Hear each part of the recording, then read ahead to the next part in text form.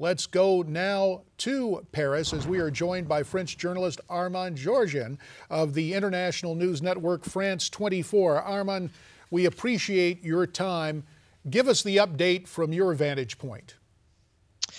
Well, thanks for having me on your show. It's been confirmed that four cartoonists from this satirical magazine, Charlie Hebdo, have been killed.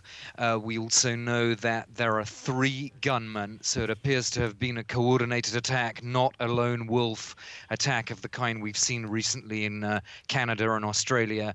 And at the moment, we're hearing that those 3 gunmen are on the run. It seems to have been a very professional job. They knew the journalists that they were seeking out.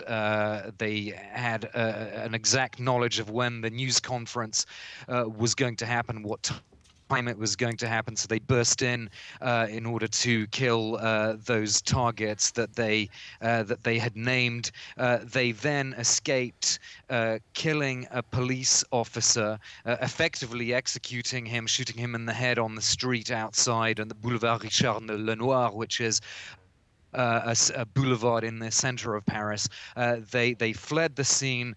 They then switched cars. So again, all of this pointing to a very professional job.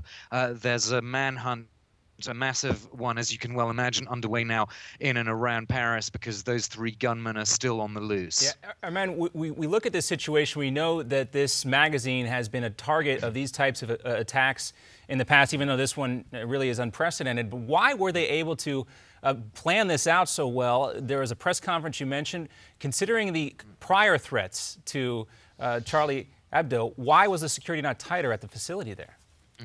As I understand it, only the editor-in-chief who's been killed in this attack actually had formal police protection. The other journalists, as I understand it, did not. There was some police presence, but clearly not tight enough security to have thwarted these attackers.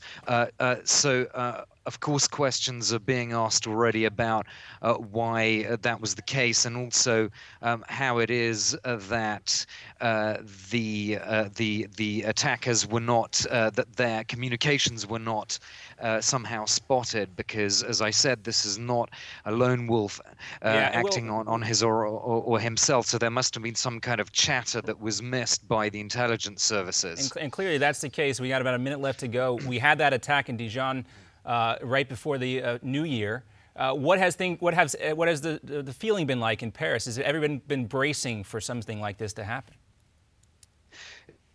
I think they have, to be honest. Yes, that doesn't really lessen the shock, of course.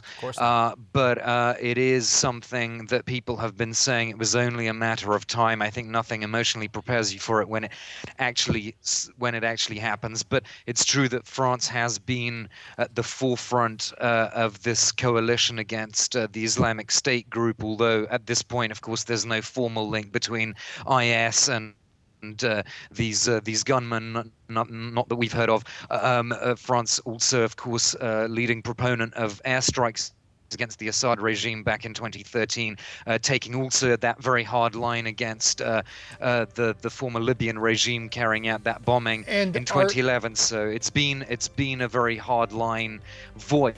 And Armen, we'll have to leave it right there. We're going to ask you to stay with us, and we have to go to a break right now. When we come back, more with Armen Georgian, and we'll also be joined by Robert Rabeel as Hour 2 of America's Forum gets started.